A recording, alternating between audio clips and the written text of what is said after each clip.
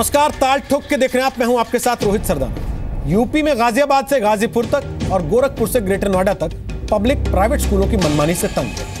Fees के नाम पर प्राइवेट स्कूलों पर मनमानी के आरोप पहले से ही लगते रहे। कई स्कूलों में बेतहाशा फीस बढ़ाए जाने के खिलाफ अब लगातार विरोध प्रदर्शन भी शुरू हो गए। इधर राज्य में नई सरकार आई है। सवाल यह है कि क्या यूपी की नई योगी सरकार फीस के नाम पर जबरन वसूली करने वाले स्कूलों के खिलाफ एक्शन लेगी, और क्या यूपी में भी स्कूली शिक्षा पर गुजरात मॉडल लागू होगा? कल रात कैबिनेट की मीटिंग के बाद सरकार ने साफ किया कि फीस के नाम पर वसूली बंद होनी चाहिए और इस पर अब कानून बनना जरूरी है। योगी सरकार ने एक अध्यादेश का मसौदा भी तैयार किया और इस पर जनता की राय ली जा रही है। आज प्राइवेट स्कूलों में नर्सरी की फीस आईआईटी में पढ़ने वाले छात्र से ज्यादा। जो किताबें बाहर दुकानों से 400 से 1000 रुपए तक मिल जाती हैं, उन्हीं किताबों के लिए स्कूल 2 से 5000 रुपए तक वसूल कर लेते हैं। इसके अलावा स्कूलों में बच्चे की पढ़ाई के नाम पर उनके माता पिता की साल भर किसी न किसी जेब काटी जाती है। एसोचैम की रिपोर्ट कहती है कि हर प्राइवेट स्कूल में हर साल 10 से 20% फीस बढ़ती है और 2005 से 2015 तक स्कूल फीस में 150% की बढ़ोतरी हो चुकी है और यह बढ़ोतरी अब भी लगातार जारी है। सवाल यह कि ऐसे पब्लिक स्कूलों को शिक्षा का केंद्र कहा जाए या फिर पढ़ाई के नाम पर पब्लिक की जेब काटने के अड्डे। और सरकारें क्यों सब कुछ देखते हुए भी आंखों पर पट्टी बांधकर चुपचाप स्कूलों का यह आर्थिक अत्याचार देखती हैं? ताल ठोक के आज पूछेंगे कि स्कूल फीस के नाम पर यूपी में स्कूलों की डकैती कब तक चलेगी और क्या योगी सरकार फीस के नाम पर जबरन वसूली करने वाले इन स्कूलों के खिलाफ सख्त एक्शन लेगी?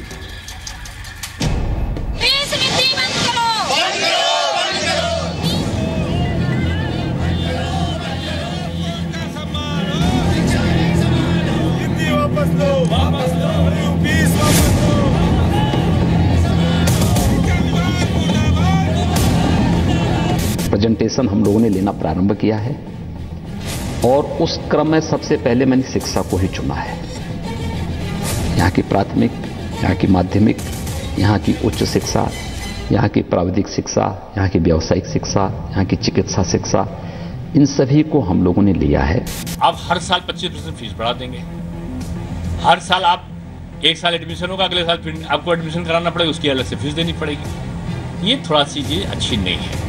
ये देखकर दुख होता है कि ऐसे निरी हो जाएंगे, व्यवसाय बना देंगे शिक्षा को लोग। इसलिए इस पे कानून बनना जरूरी है। शिक्षा इतनी महंगी नहीं होनी चाहिए कि लोगों के दायरे के बाहर हो जाए, लेकिन शिक्षा का स्तर बना रहे। स्वतः जो अपने स्वशासी स्कूल है वे अपनी क्वालिटी को मेंटेन कर सकें, ठीक से शिक्षण का कार्य कर सकें, टीचरों को सही तनख्वाह मिलती रहे, तो उसका न्यूनतम क्या बेस होना चाहिए फीस का, उसके ऊपर विचार विमर्श हो रहा है और कैसे उसको लागू किया जा सके। प्रोजेक्ट के नाम पर लिया जाता है, कुछ भी नहीं होता है। हम लोग के स्कूल में बस फीस ली जाती है, बस बच्चों से फीस निकाल रहे हैं, उसी में से टीचर्स की सैलरी है, लेकिन हम लोगों को कुछ नहीं। नई सरकार आई है, नए मुख्यमंत्री आए हैं, बहुत उनसे हमारी ये विनती है, निवेदन है कि मध्यम क्लास की सुने, वरना ये आने वाली एक पूरी की पूरी पीढ़ी इस शिक्षा के कारण, इस बढ़ती हुई फीस के कारण निरक्षर रह जाएगी। आज अपने बच्चों की इस महंगाई में कैसे पढ़ा रहे हैं ये हम लोग जान सकते हैं माननीय मुख्यमंत्री योगी जी से कि ये मनमाना जो कॉन्वेंट स्कूल फीस बढ़ा रहे हैं इसमें लगाम लगना चाहिए। ताल ठोक के आज का पहला सवाल, क्या योगी खत्म करेंगे शिक्षा का माफिया राज? दूसरा सवाल, स्कूल फीस के नाम पर यूपी में डकैती कब तक? तीसरा सवाल, प्राइवेट स्कूलों में बच्चों की पढ़ाई या मम्मी पापा का टॉर्चर? और ताल ठोक के आज का चौथा सवाल, स्कूलों की फीस के नाम पर उगाही का अधिकार?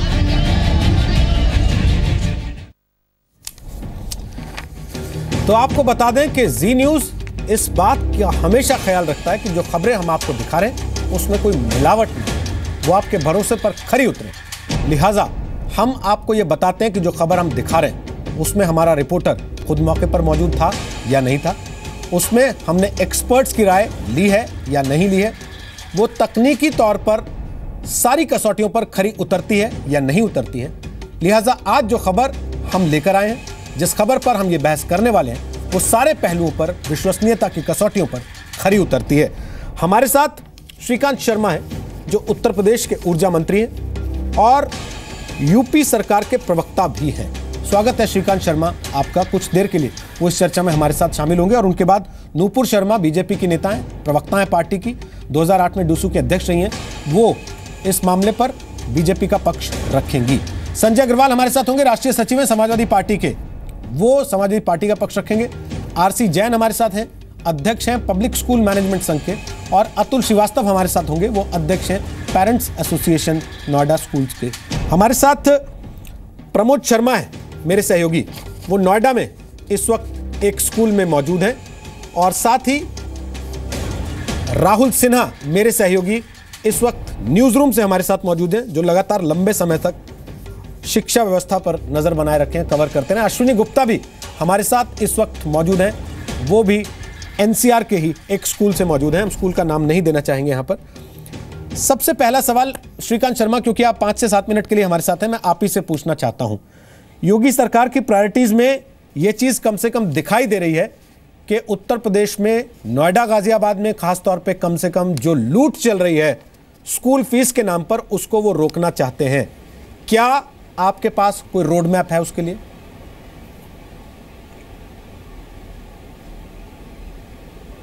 निश्चित रूप से रोहित जी, सिर्फ नोएडा गाजियाबाद में नहीं, पूरे उत्तर प्रदेश में जो शिक्षा का व्यवसायीकरण हुआ है, जिस तरह से यहाँ पर स्कूलों के नाम पर मनमानी फीस वसूल की जाती है, सुविधाओं के नाम पर शून्यता है।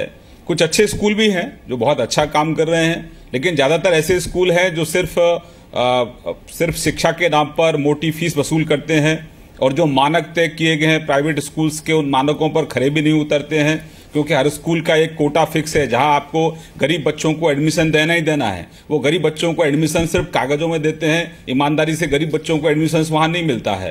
तो इस चीज़ को समाप्त करने के लिए हमने एक बड़ा रोड मैप बनाया है, एक एजुकेशन पॉलिसी, हालांकि राष्ट्रीय स्तर पर शिक्षा नीति बन रही है, उसका ही अनुसरण करेंगे, लेकिन उत्तर प्रदेश में शिक्षा व्यवस्था सुदृढ़ हो। और सबसे बड़ी बात है रोहित जी, आप भी ग्रामीण आंचल से आते हैं, हम भी ग्रामीण आंचल के लोग हैं, प्राइमरी पाठशाला में हम भी पढ़कर आए हैं, आप भी पढ़े हैं। सबसे पहले हमारी प्राथमिकता है, हमारी चुनौती है कि जो गांव का बेसिक प्राइमरी स्कूल है उसकी व्यवस्था को हमको सुदृढ़ करना है। अभी तक क्या है, गांव का कोई मजदूर आदमी भी प्राइमरी स्कूल में अपने बच्चे को नहीं भेजता है, वो भी सोचता है कि प्राइवेट स्कूल में अपने बच्चे को मैं पढ़ाऊं, क्योंकि उसको लग रहा है कि मेरा बच्चे का भविष्य अगर प्राइमरी पाठशाला में पढ़ेगा तो उसका भविष्य उज्जवल नहीं होगा, क्योंकि वहां कई जगह तो टीचर नहीं है, टीचर हैं तो स्कूल की बिल्डिंग नहीं है, और बिल्डिंग है तो वहां के हालात ऐसे हैं कि वहां पढ़ने के लिए वातावरण नहीं है। तो हमारी प्राथमिकता प्राइवेट स्कूल के साथ साथ जो बेसिक प्राइमरी पाठशाला है, जो बेसिक प्राइमरी स्कूल है, उसमें तमाम वो सारी सुख सुविधाएं जिसकी आवश्यकता बच्चों को है, क्वालिटी ऑफ एजुकेशन की हमारी कोशिश है, अच्छे टीचर समय पर टीचर आएं, स्कूलों की मॉनिटरिंग हम लोग शुरू कर रहे हैं। सभी जिला अधिकारियों को आदेश दिए गए हैं कि वो स्कूलों में जाएं, स्कूलों में बेसिक जो फैसिलिटी है वो होनी चाहिए, टॉयलेट होने चाहिए, पीने का पानी होना चाहिए, और टाइम पर स्कूल में टीचर आएं। हर टीचर को क्लास में कितना समय दे रहे हैं, कितना वो टाइम सिर्फ बातों में बातचीत करके टाइम पास कर रहे हैं, और क्लास में भी जो बच्चों को पढ़ा रहे हैं क्या वो क्वालिटी एजुकेशन दे रहे हैं। तो तमाम पहलू हैं जिन पर हमारी सरकार काम कर रही है, और मुझे उम्मीद है, मैं आश्वस्त हूं कि हम सबके सहयोग से, उत्तर प्रदेश की जनता के आशीर्वाद से, मीडिया के मित्रों के सहयोग से, और जिन लोगों ने उत्तर प्रदेश की शिक्षा, क्योंकि पूरे देश में उत्तर प्रदेश की शिक्षा सबसे अच्छी शिक्षा मानी जाती थी, आईएएस और आईपीएस सबसे ज्यादा बड़ी तादाद में उत्तर प्रदेश से होते थे, और तमाम लोगों की शुभकामनाएं हमारी सरकार को हैं, और मैं मानता हूं कि हम इसमें निश्चित रूप से सफल होंगे। श्रीकांत जी, क्या हम ये माने कि यूपी की सरकार गुजरात मॉडल ले आएगी फीस का? मैं पढ़ के बताता हूं आपको। प्राइमरी क्लास में अधिकतम 15,000 सालाना फीस ले सकते हैं प्राइवेट स्कूल गुजरात में, सेकेंडरी में 25,000 सालाना मैक्सिमम है, और हायर सेकेंडरी में 27,000 सालाना मैक्सिमम फीस ले सकते हैं। और फीस कानून तोड़ने पे पहली बार 5 लाख रुपए की सजा हो सकती है स्कूल को, दूसरी बार में 10 लाख, और तीसरी बार में मान्यता रद्द हो जाती है। यहां पर जहां हम बैठे हैं इस वक्त, नोएडा में या गाजियाबाद में या इसके आसपास के इलाकों में जो स्कूल चलते हैं प्राइवेट, वो हर साल 15 से 20% स्कूल फीस बढ़ोतरी करना अपना अधिकार समझते हैं।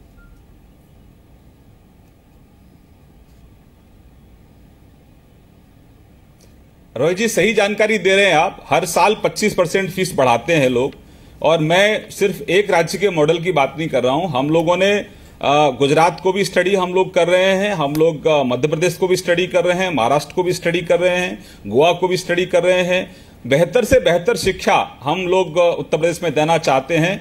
प्राइवेट स्कूलों पर नकेल कसना हमारी सरकार की पहली प्राथमिकता है।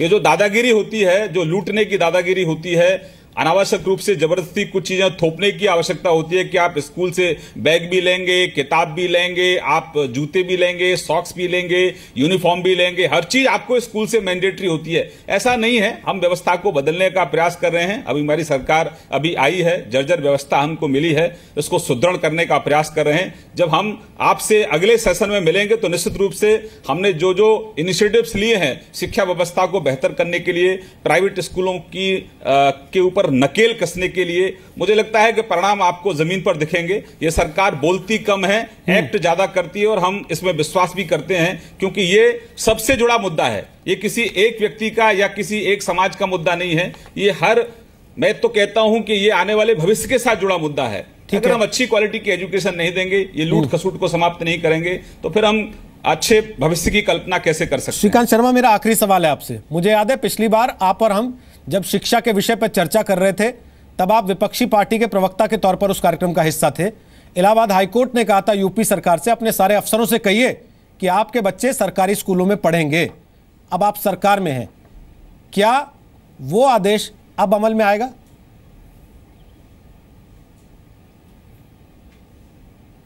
निश्चित रूप से अमल में आएगा। अभी तो मैं कह रहा हूं, अभी तो हम लोग सभी अपने विभाग हैं, उनका प्रस्तुतिकरण हमारे यहाँ चल रहा है।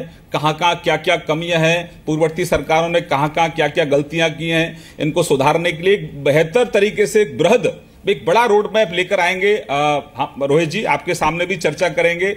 और सिर्फ ये जो हमारा रोड मैप है रोहित जी, वो कागजों में नहीं होगा, जमीन पर उसका इंप्लीमेंटेशन भी होगा। मैं आपको ये दावे के साथ कह रहा हूं, ये सरकार सिर्फ कागजों पर रोड मैप बनाने वाली नहीं है।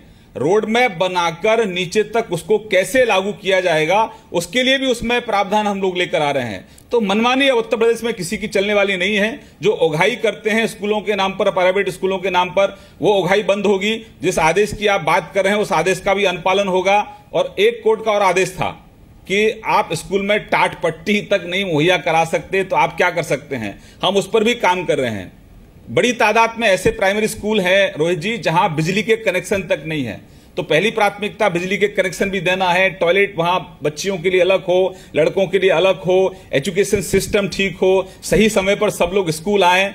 हमारी कोशिश ये है रोहित जी, हम लोग लॉन्ग टर्म में जो प्लानिंग कर रहे हैं कि प्राइवेट स्कूल से लोगों का मोह भंग हो और लोग बेसिक प्राइमरी पाठशाला यानी कि सरकारी स्कूल की तरफ ज्यादा से ज्यादा लोगों का रुझान बढ़े। हम उस पैटर्न पर भी काम कर रहे हैं। श्रीकांत जी, पिछले 10 मिनट से हमारा आप बात कर रहे हैं और इस दरमियान मैं आपको बता सकता हूं कम से कम 400 से 500 लोग मुझे ट्वीट कर चुके हैं इस विषय पर, और वो आपसे भरोसा चाहते हैं कि इस सेशन में तो उन्होंने अतिरिक्त फीस दे दी, उनका बच्चा जो तीसरी से चौथी क्लास में गया वो फीस के साथ साथ फिर से कई सारे फंड्स जमा करा चुके, लेकिन अगले सेशन में यानी कि 3 महीने बाद जब फिर से फीस जमा करनी होगी, तब के लिए आप गारंटी दे सकते हैं कि उन्हें लूट का सामना नहीं करना पड़ेगा, जो जायज फीस होगी केवल वही देनी पड़ेगी?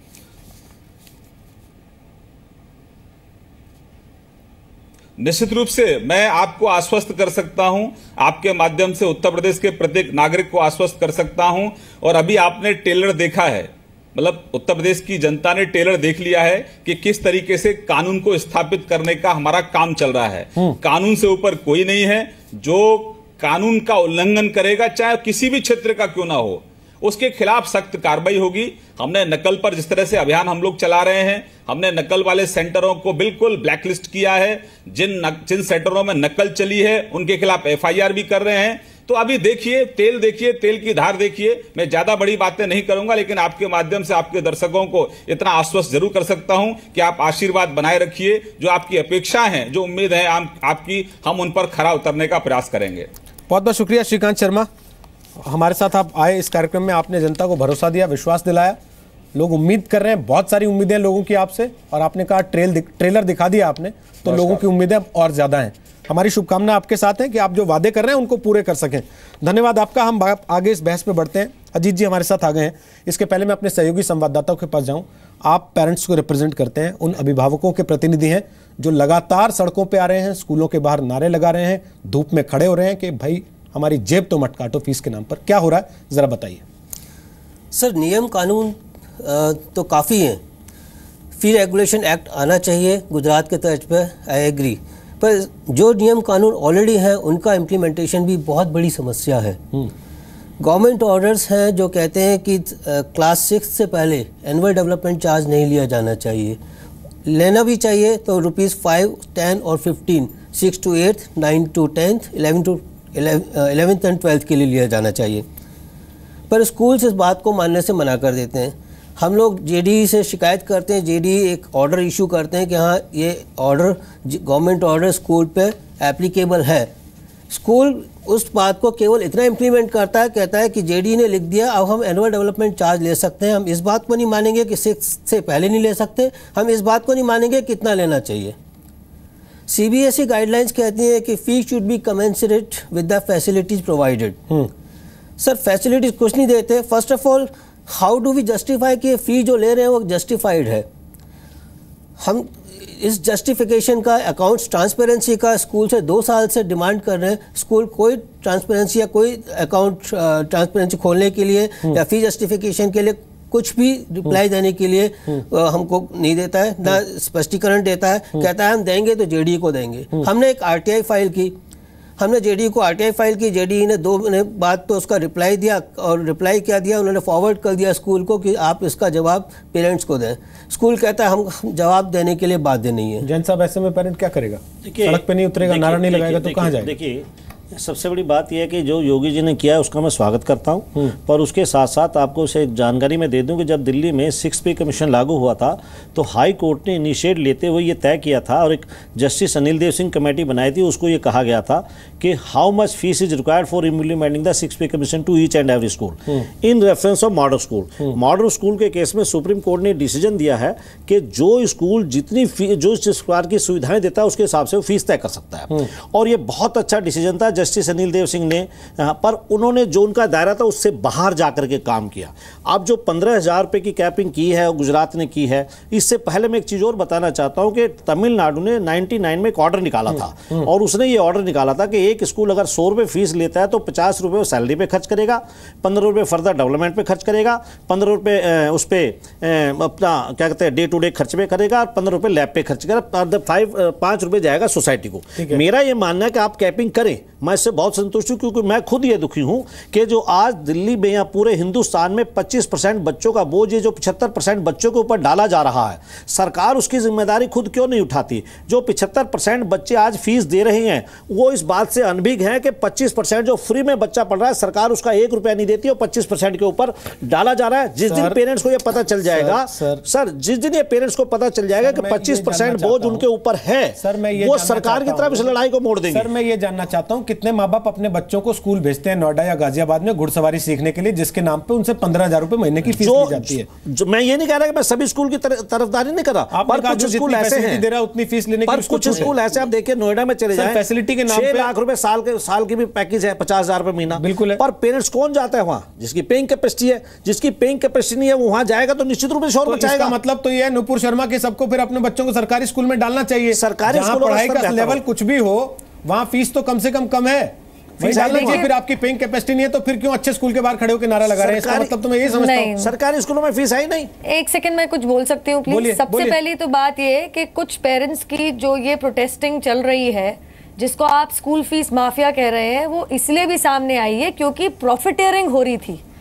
ये जो स्कूल, जो बड़े बड़े स्कूल हैं, जो खासतौर एनसीआरटी में, एनसीआर एरिया में जो खासतौर से मशरूमिंग करके आ रहे हैं, इनके अंदर जो 5 सितारा 7 सितारा होटल जैसे मार्बल लगा हुआ है, बड़ी बड़ी आलीशान बिल्डिंगें हैं, ये उस पैसे से स्कूल के बच्चों से बड़ी बड़ी एग्जॉर्बिटेंट, अगर अंग्रेजी में बोलूं, फीस चार्ज करके। नुपुर शर्मा, अगर आप होटल चलाने वाली चेन्स के मालिकों को स्कूल चलाने के लाइसेंस देंगे तो फिर वो स्कूल भी तो उसी तरह पे बनाएंगे। मैं कुछ कहना चाह रही हूँ, मेरी बात सुनिए, क्योंकि अभी इन्होंने मॉडर्न स्कूल के केस की बात करी। मुद्दा यही है कि कोई स्कूल के पैसों से अपना प्राइवेट फार्म हाउस खरीद रहा है, कोई फ्लैट खरीद रहा है, कोई किसी और बिजनेस वेंचर में लगा रहा है प्रॉफिट के लिए। इस चीज के लिए मना किया था। ये मॉडर्न स्कूल TM पाई एजुकेशन सेंटर और एक और केस था कर्नाटका का। ये तीनों केस के बाद सर्वोच्च न्यायालय ने साफ किया है, ये लिमिटेशन भी लगाई है, माफी चाहती हूँ, इसमें साफ ये किया गया है कि स्कूल्स केवल रीजनेबल सरप्लस कमाए। 3 कंडीशन थी, रीजनेबल सरप्लस कमाए, रीजनेबल सरप्लस को वापस स्कूल की ही सहूलियत बढ़ाने के लिए इस्तेमाल करें, तीसरी बात ये थी कि उसको प्राइवेट प्रॉफिटियरिंग में यूज ना करें। और ये इसके चलते अभी पिछले साल दिल्ली हाई कोर्ट ने भी जनवरी में ये कहा है कि अगर सरकारी लैंड के ऊपर प्राइवेट स्कूल चलेगा, देखिए आप प्राइवेट स्कूल बंद नहीं कर सकते क्योंकि जो पुराने स्कूल्स हैं वो काफी कुछ अच्छे एजुकेशन भी ग्रांट करते हैं, लेकिन जब वो प्रॉफिट, लेकिन जब वो प्रॉफिटियरिंग में आते हैं। नूपुर, आपकी आस्था हो सकती है जिस स्कूल में आप पढ़ी होंगी, मैं उससे इनकार नहीं करता, मेरी भी आस्था होगी उस स्कूल के साथ जिसमें मैं पढ़ा हूं। मेरी स्कूल की फीस उतनी थी जितनी मेरी दिल्ली यूनिवर्सिटी में हाईली सब्सिडाइज थी। मेरा जमाना अलग था, लेकिन आज सच में बहुत महंगी फीस हो रही है और उसके खिलाफ ये जो मोर्चा खोल रही है उत्तर प्रदेश की सरकार, बिल्कुल सही खोल रही है। मैं एक बार संजय अग्रवाल आपके पास आऊंगा, आप हाथ उठा रहे हैं, उसके पहले मैं राहुल सिन्हा से एक चीज पूछना चाहता हूं। राहुल सिन्हा, उन स्कूलों का आप क्या कीजिएगा जो पेरेंट्स के विरोध करने पर उनको इस तरीके की चिट्ठियां लिख देते हैं, व्हाट्सएप पे मैसेजेस भेजते हैं कि ये जो रिश्ता है छात्र और अध्यापक का और अभिभावक का, वो गॉड के उस के जैसा रिश्ता है और उस रिश्ते के ऊपर आप लोग दरार लाएंगे अगर आप फीस कम करने की बात करेंगे। ये कॉन्वेंट स्कूल इस तरह के मैसेजेस बढ़ा रहे हैं उन पेरेंट्स को, ये इमोशनल अत्याचार किस लिए है? फिर ये अत्याचार भी है और डराने धमकाने का तरीका भी है। रोहित, कुछ चीज़ें बड़ी साफ कर देता हूँ। NCR में खास तौर से जितने भी बड़े नामी स्कूल्स हैं वो पॉलिटिशियंस के हैं, उनमें ज़्यादातर ब्यूरोक्रेट्स के, तमाम स्टेट्स के बड़े बड़े ब्यूरोक्रेट्स के बच्चे पढ़ रहे हैं। यही वजह है कि उन स्कूलों पर हाथ डालने की किसी की हिम्मत नहीं होती है। नोएडा का एक बड़ा नामी स्कूल, नाम नहीं लूँगा, पिछले समाजवादी सरकार में किसी वजह से यहाँ के ARTO ने उसकी तो बसें रोक दी थी, रातों रात 2 ARTO के ट्रांसफ़र करा दिए गए। इतने मजबूत ये लोग यहाँ के हैं। नुपुर शर्मा बैठी हुई हैं, बहुत छोटा सा काम करना है सरकार को, कोई ज़्यादा काम नहीं करना है। पिछले 3 साल की इन तमाम नामी स्कूलों की बैलेंस शीट निकलवा दीजिए इनकम टैक्स की, आधे से ज़्यादा स्कूल बंद हो जाएंगे। करोड़ों रुपए का मुनाफा कमा रहे हैं और उस मुनाफे का इस्तेमाल ये किस तरीके से कर रहे हैं वो बैलेंस शीट खुद बताती है। और अफसोस की बात यह है क्योंकि इसके अंदर पॉलिटिशियंस हैं, इसके अंदर ब्यूरोक्रेट्स हैं, इसलिए इस नेक्सस को तोड़ना बड़ा मुश्किल है और आम आदमी, आम पेरेंट किस तरीके से परेशान है आपके सामने। संजय अग्रवाल, क्यों नहीं इसके पहले कभी ये चर्चा हुई? हर साल तो ये बच्चे फीस बढ़ा के देते हैं इनके माँ बाप, हर साल माँ बाप लाइनों में लगते हैं, हर साल माँ बाप नारे लगाते हैं, हर साल माँ बाप DM के दफ्तरों के चक्कर काटते हैं। क्यों नहीं सरकार ने कभी पहले ऐसा कोई कानून ला खड़ा किया उत्तर प्रदेश में कि भाई फीस जब बढ़ेगी तो हमसे पूछ के बढ़ेगी, आप अपनी मनमानी नहीं चला सकते? देखिए, मैं बताना चाहूँगा, आपका ध्यान देना चाहूँगा कि जो CBSE बोर्ड है ये केंद्र सरकार के अधीन आता है। दिल्ली NCR के आसपास जितने भी स्कूल हैं आप देख लीजिए, 95% से ज़्यादा स्कूल जो हैं वो CBSE बोर्ड या ICSE बोर्ड के अंतर्गत आते हैं। ये सब केंद्र सरकार के अधीन के बोर्ड हैं। ये सब फैसले केंद्र सरकार क्यों लाइसेंस देती है इन लोगों को? दूसरी बात मैं आपको बताना चाहूँगा, सर लैंड किसने मुहैया कराई इन 5 स्टार स्कूलों को? बेसिक स्कूल्स हैं, सब्सिडाइज दामों पे इनको जमीनें कौन मुहैया कराता रहा सर? ये देखिए कितने सैकड़ों एकड़ में स्कूल खुले, आपने देखे संजय जी कभी आके इधर नोएडा में? ऐसा थोड़ी ना है।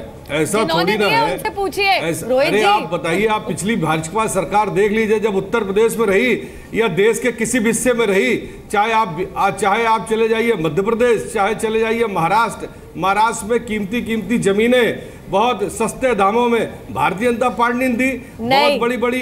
बहुत बड़े यूनिवर्सिटीज जो है गवर्नर तो इन्हीं के लगे हुए हैं। फिर मैं आजम खान यूनिवर्सिटी में सवाल पूछ दूंगा तो आपको भागना पड़ जाएगा। मैं कुछ बताना चाह रही हूं, स्कूल की बात हो रही है, स्कूल तक रहिए, यूनिवर्सिटी पे आएंगे फिर मैं आजम खान यूनिवर्सिटी पे सवाल पूछूंगा और फिर आपके पास जवाब नहीं होगा। रोहित जी, मैं बता दूं जरा, बीच में ये कुछ भी कह ले, दिल्ली NCR में जो लूट मची है वो वाकई में कांग्रेस पार्टी के चलते मची है। हरियाणा के अंदर आप अपने समय पे बोलिएगा, मैं इतनी देर से शांति से आप सबकी बात सुन रहा था। ठीक है, बोलिए संजय जी, पूरा कीजिए मेरी बात, पूरा कीजिए संजय जी। ये सेंट्रल स्कूल है, हाँ डिस्टर्ब मत करिए। आप लोग इतनी देर से पंचायत कर रहे हैं, अपनी बातें कर रहे हैं, क्या झूठ कर रहे हैं, क्या फर्जी एडवर्टीजमेंट कर रहे हैं, मैं इस विषय पे तो कुछ नहीं बोला। मैं बोल रहा हूं तो शांति से मेरी बात को पूरा होने दें।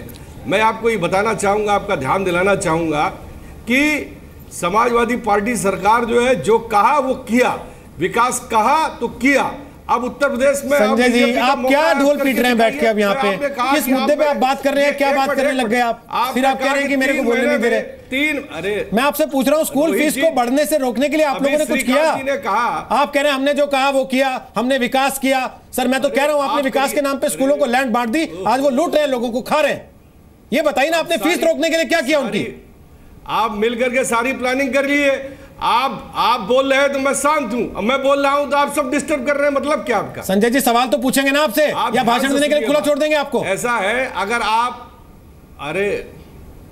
अरे आप सुनो तो ना मेरे भाई, आप जो अभी उन्होंने कहा, अभी स्कूल के जो लीडर है कि आप कम कर दीजिए फीस। श्रीकांत जी ने कहा कि हम 3 महीने के अंदर गुजरात मॉडल में स्कूलों की, प्राइवेट स्कूलों की फीस कर देंगे। करिए, हम स्वागत करते हैं। ठीक है आप करिए, हम स्वागत करते हैं। एक सेकंड रोहित जी, मैं बोलना बढ़िया बढ़िया शिक्षा दीजिए गरीबों को, बढ़िया बढ़िया शिक्षा दीजिए बच्चों को, हम स्वागत करते हैं। रोहित जी मैं बोलना चाह रही हूँ। ठीक है नूपुर बोलिए, फिर जनता बोलिए। नूपुर छोटा जरूरी बात है, संक्षेप में रखते हुए नूपुर बोलिए। अब ये क्यों बीच में बोल रहे हैं, पंचायत कर रहे हैं? नहीं बोल रहे हैं, आप बोलिए ना, व्यक्तिगत हो रहे हैं। अब सुनिए, देखिए एनसीआर के अंदर जितने भी mushrooming of private university and school हुई है, हर 200 मीटर के अंदर एक बड़ा स्कूल, बड़ा यूनिवर्सिटी ऐसे खुले हैं जैसे पता नहीं कोई छोटी सी नुक्कड़। अरे सुनिए प्लीज सर, प्लीज, सब सेंट्रल नहीं है, जैसे कोई नुक्कड़, गली नुक्कड़ में कोई दुकान खुली हो। ये सबके सब sir please allow me. Sanjay ji आपको पता भी नहीं होगा, पिछले साल गाजियाबाद के एक स्कूल में फीस नहीं देने पे एक बच्ची की पिटाई की गई, उस बच्ची ने सुसाइड कर लिया। हमने वो विषय उठाया, आपकी सरकार ने कहा हम ऐसा मॉडल लाएंगे कि सारी व्यवस्था बदल जाएगी। सर कहां है वो मॉडल? आप अपनी चोरी मत छुपाइए, क्योंकि आज की तारीख में योगी आदित्यनाथ जी ने खुद बताया कि 11 लाख बच्चे हैं जो प्राइमरी स्कूल में इनरोल्ड तक नहीं है, उनको डालना है गवर्नमेंट स्कूल में, और उनकी बखूबी किताबें और बस्ता और स्कूल फीस और यूनिफॉर्म, गवर्नमेंट स्कूल और प्राइवेट स्कूल दो अलग अलग चीजें हैं। प्लीज आप इस बात का ध्यान रखिए। गवर्नमेंट स्कूलों को सुधारने का प्लान अलग है, प्राइवेट स्कूलों की लगाम लगाने का, उनकी लगाम कसने का प्लान अलग होना चाहिए। आप लोग दोनों चीजों को मिला के पूरी बात को गोल कर देते हैं। रोहित जी नहीं, ये अपनी सरकार की उपलब्धियां गिना रहे थे, सरकार के अधीन तो सरकार। मैडम उपलब्धियां जनता ने गिना दी ना, अब इस पे मत जाइए कि उनकी क्या उपलब्धियां थी। अब आपका टाइम है। ये बता दिए स्कैम जो चल रहा है नोएडा में क्या है? आज ही मैं देख रहा था, स्कैम जो उठ रहे हैं नोएडा में पिछले 5-10 साल नूपुर शर्मा प्लीज, तो बात सुनिए प्लीज संजय जी रुक जाइए, संजय जी रुक जाइए, संजय जी रुक जाइए, संजय जी के खिलाफ गांधीनगर में जाके नॉलेज पार्क देख आइए। संजय जी, संजय अग्रवाल आप टाइम वेस्ट कर रहे हैं लोगों का। प्लीज, जो दर्शक उम्मीद लगा के देख रहा है कि शायद उसे कुछ अच्छी खबर मिलेगी इस बात को लेके कि बच्चों की स्कूल फीस को लेके वो अपनी जेब कटा रहा है, खून बहा रहा है बेचारा, उसको शायद थोड़ी सी राहत मिलेगी। आप लोग उसका मजाक उड़ाते हैं इस तरीके से अपनी राजनीति चमकाने की कोशिश। संजय जी प्लीज गांधीनगर जाके नॉलेज पार्क जरूर देख के आइएगा। आप मौजूद हैं स्कूल के बाहर, उनके साथ पेरेंट्स हैं। प्रमोद पूछिए जरा लोगों से क्या क्या समस्या होती है स्कूल की फीस को लेकर। आपकी आंखें खुलेंगी संजय जी, आंखें खुलेंगी। आपको नहीं पता। बिल्कुल रोहित, मेरे साथ काफी सारे पेरेंट्स हैं जो कि संघर्ष कर रहे हैं अपने बच्चों को शिक्षा दिलाने के लिए। उन्हीं से जानते हैं किस तरीके की परेशानी आप लोगों को, बच्चों को एजुकेशन दिलाने में आ रही है, क्या मनमानी कर रहे हैं स्कूल? देखिए, जो जितने भी प्राइवेट स्कूल है उन्होंने ये समझ लिया है कि ये जो बच्चे हैं ये इनके डेबिट कार्ड हैं और बाप जो हैं ये इनके ATM हैं, तो पैसा कैसे वसूलना है। हर साल ये बढ़ाते हैं, हर साल बढ़ाते हैं। इस बार कुछ ज़्यादा बढ़ा दिया तो हम लोग रोड पे आ गए। और ये बढ़ाने का प्रक्रिया पहले भी बढ़ाते तो हम रोड पे नहीं आते थे, क्योंकि सिस्टम ऐसा बना हुआ था। लेकिन अभी सिस्टम में बदलाव हुआ है, सेंटर में बदलाव हुआ है, स्टेट में बदलाव हुआ, तो हमें लगता है कि कुछ हो सकता है। तो इसीलिए हम लोग आए हैं। देखो, फीस को उन्होंने 170% बढ़ाया 2009 के मुकाबले 2017 में। तो ये इतनी बढ़ोतरी तो हमारे सैलरी में नहीं हुई। 10% की सैलरी ग्रोथ होती है, हम कहाँ से फीस भरेंगे इतने। और बार बार ये आता है कि हर साल एनुअल चार्जेस भी लेते हैं, स्कूल की बुक्स वगैरह, यूनिफॉर्म वो स्कूल से ही खरीदना मैंडेटरी है। इस बारे में कभी आवाज़ उठाई? नहीं, बिल्कुल। इन्होंने अभी जो स्कूल की यूनिफॉर्म भी चेंज कर दी है, हमें भटकना पड़ रहा है। स्कूल की यूनिफॉर्म इनके पास भी नहीं थी बहुत दिनों तक, तो उसके वो भी प्रॉब्लम है लोगों के लिए। तो ये सारे चैलेंजेस हमारे पास आते हैं, बिना बताए फीस बढ़ा देते हैं। तो ये तो पेरेंट्स कहाँ से लेके आएंगे। कभी आप लोगों ने प्रिंसिपल से या स्कूल एडमिनिस्ट्रेशन से बात की है कि इतनी फीस नहीं बढ़ा सकती? DM वगैरह कुछ सर्कुलर भी निकले थे? नहीं, मैंने काफ़ी लोगों से बात करी है। मैंने इनके स्कूल में जाके कि बुक शॉप में हमेशा बात करी है कि मेरे पास एक्स्ट्रा बुक्स पड़ी हैं। देखिए, मैं अपना बैग भी भर के लाई हूँ आज, लेकिन मेरे एक बड़ा बेटा 12th में है, उसकी बुक्स मैं संभाल के रखती थी। लेकिन ये छोटे बेटे के लिए भी मुझे कंपलसरी लेना। मेरे पास सेम बुक है, मैं आपको दोनों बुक्स दिखाती हूँ। ये देखिए, ये मैंने बड़े बेटे की संभाल के रखी हुई है, आज से मैंने 5 साल पहले कितना मुश्किल होता है फीस देना? खाना नहीं खा सकते हम लोग अगर सिंपल हो गए तो। आप लोग नौकरी पेशा है, इतनी सैलरी नहीं बढ़ती जितनी फीस बढ़ जाती है। क्या लगता है कि बच्चों को इस हालत में एजुकेशन दिलाना बहुत आसान है? आसान कैसे कह सकते हैं, या तो 30% एक साल में बढ़ जा रही है फीस, और अगर कंपेयर करें पिछले 3-4 सालों में तो शायद वो 60-70% रेशियो आ जाएगा। और अभी लास्ट ईयर से कंपेयर करके देखते हैं, देखिए मेरे पास पड़ी है, जयपुरिया में मेरी बेटी पढ़ती है, लास्ट ईयर फी स्ट्रक्चर इसका ये है, जिसमें कि हालांकि रोहित यही हर जगह हर पेरेंट्स के साथ ये प्रॉब्लम है कि एक तो हर साल उन्हें एनुअल चार्जेस देना पड़ता है। पेरेंट्स को सुन लीजिए, फिर आप जवाब दीजिएगा, मुझे लगता है तब आप बेहतर बता पाएंगे। संजय जी थोड़ा सा रुकिए, आ रहा हूँ। अश्विनी, आपके साथ जो पेरेंट्स हैं उनसे पूछिए वो क्या कहना चाहते हैं। बिल्कुल, देखिए रोहित, हमारे साथ इस समय एनसीआर के तमाम पेरेंट्स एसोसिएशन के रिप्रेजेंटेटिव हैं। हमारे साथ नीति जी हैं जो कि गौतम बुद्ध नगर पेरेंट्स एसोसिएशन की प्रेसिडेंट है। नीति जी, ये जो फीस बढ़ोतरी का मुद्दा है, ये कितना ज्यादा मुश्किल होता जा रहा है पेरेंट्स के लिए, खासकर हम नोएडा और एनसीआर के स्कूलों की बात करें तो? बहुत ज़्यादा मुश्किल होता जा रहा है, क्योंकि पेरेंट्स के ऊपर और सभी मार के साथ साथ ये फीस जो हर साल बढ़ती जा रही है वो इतनी भारी होती जा रही है कि पेरेंट्स के लिए आगे के लिए अपने बच्चों की फीस के लिए सुरक्षा करना, पैसों को जोड़ना मुश्किल होता जा रहा है। वो आज के ही खर्चे अपने नहीं निपटा पा रहे हैं तो वो आगे कैसे पढ़ाने की जिम्मेदारी उठाएंगे, ये भी एक सोचने का विषय है। तो ये मुद्दे आप लोग उठाते रहे हैं मैम बार बार, लेकिन कुछ हल नहीं निकला इसका? जी नहीं। हमारे साथ अनूप खन्ना साहब हैं जो कि लंबे समय से पेरेंट्स की लड़ाई लड़ते रहे हैं। अनूप जी, आपने एक इसको लेकर के केस भी डाला था? हाँ, मैंने इलाहाबाद हाई कोर्ट में 20607 है PIL नंबर 2009 में डाला था हमने। 2009 में बहुत अच्छे स्केल पे हम लोगों ने इसको करा था, लेकिन कोई निष्कर्ष नहीं निकला। थक हार के हम लोग हाई कोर्ट की शरण में गए थे और वो भी केस आज की डेट में पेंडिंग है। मेरा अपना मानना है या तो शासन स्तर पे कोई नीति चेंज हो या कोई न्यायालय से हमें न्याय मिले, तभी हो सकता है।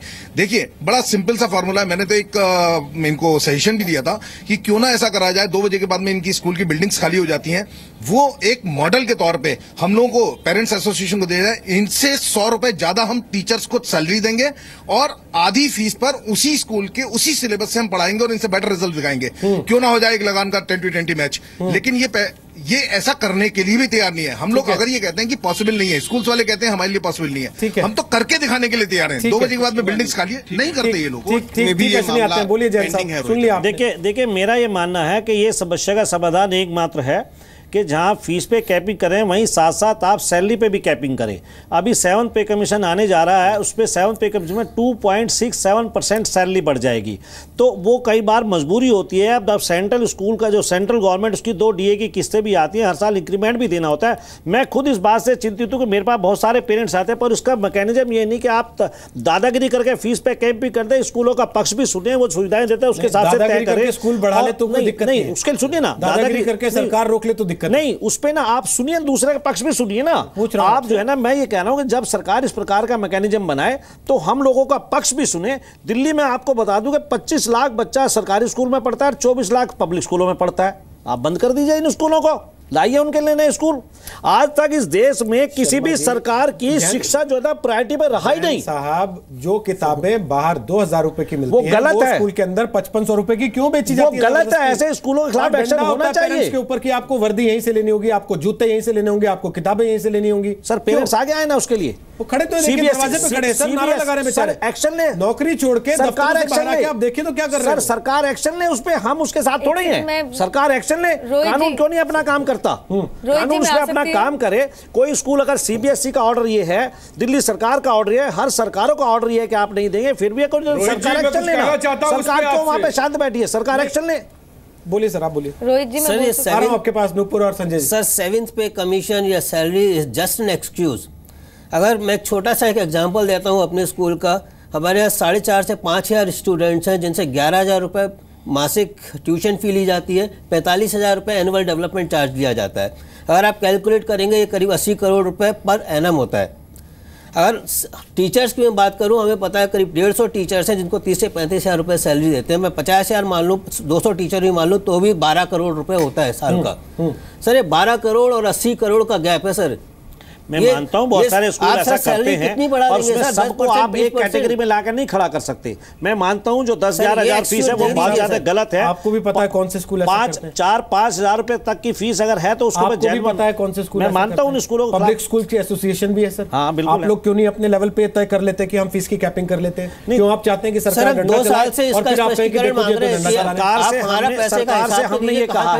सरकार से हमने कई बार प्रस्ताव रखा है, जैसे बार एसोसिएशन है या इस प्रकार से संस्थाएं हैं, मेडिकल एसोसिएशन है, आप हमारी एसोसिएशन को इस प्रकार अधिकार दीजिएगा, देखिए हम करके दिखाएंगे। आज हमारे पास कौन सा ऐसा अधिकार है जिसके अधिकार के तहत हम उस स्कूल के ऊपर एक्शन ले सकते हैं? 5 साल में ऐसा क्यों नहीं हो पाया जब एक बच्ची ने सुसाइड कर लिया इस वजह से कि वो स्कूल की फीस नहीं दे पाई थी और स्कूल में उसे अपमानित होना पड़ा? तो अखिलेश यादव की सरकार ने कहा था कि ऐसी पॉलिसी बना देंगे, ऐसा मॉडल ला देंगे कि दोबारा ऐसा कुछ नहीं होगा। इस बार नया सेशन शुरू हुआ है, एक बार फिर बच्चे उसी तनाव में, एक बार फिर माँ बाप अपने दफ्तर छोड़ के नौकरियों से छुट्टी लेके स्कूल के बाहर नारेबाजी कर रहे हैं खड़े होकर कि हमारे बच्चे की फीस कम से कम इतनी रखिए जितनी हम दे तो पाए। हर आदमी अपने बच्चे को अच्छी शिक्षा दिलाना चाहता है, लेकिन पेट काट कर, घर गिरवी रखकर